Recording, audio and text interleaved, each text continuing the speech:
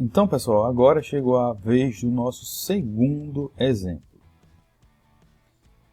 Considere duas barras metálicas distintas. Isto nos informa que são dois coeficientes de dilatação distintos também. Daí nós temos o seguinte: seus comprimentos iniciais a certa temperatura são L01, 6 metros, e L02, 15 metros. Essa diferença de 9 metros deve permanecer constante à medida que a temperatura for aumentando. Ou seja, não pode haver uma dilatação diferente entre esses dois materiais. Por quê? Porque se um dilata mais do que outro, essa diferença, consequentemente, vai ser diferente. Certo?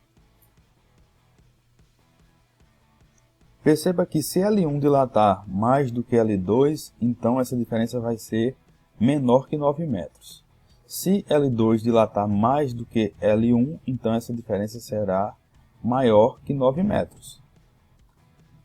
Aí a pergunta é o seguinte: para que isso aconteça, qual deve ser a razão entre os coeficientes de dilatação térmica linear das duas barras?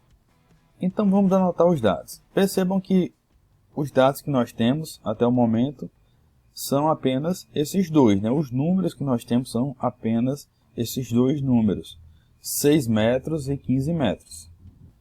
Mas tem outra informação bastante importante aí, que é ΔL1 igual a ΔL2, foi o que a gente comentou. Eles devem crescer na mesma proporção. Daí, utilizando a fórmula que nós já conhecemos, nós já a vimos em prática no exemplo anterior, substituímos os valores que nós temos. Perceba que nós não temos variação de temperatura, nós não temos valor de coeficiente e também nós não temos a dilatação. O mesmo ocorre para a segunda barra.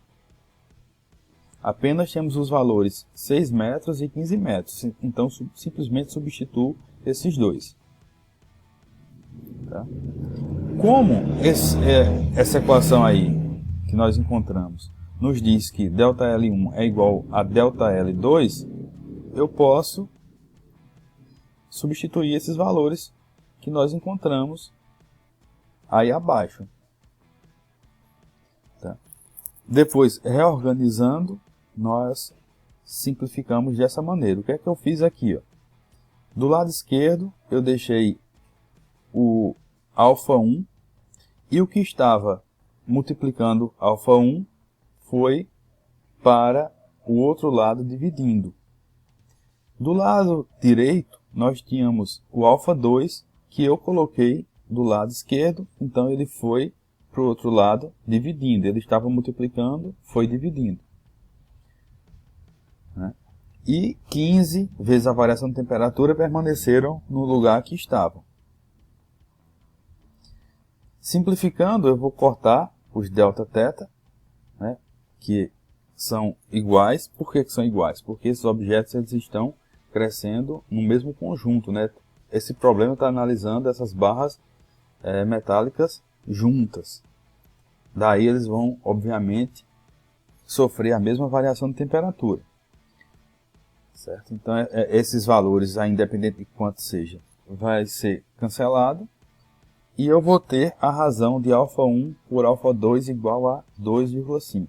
Perceba que essa razão é adimensional, ou seja, não tem unidade de medida.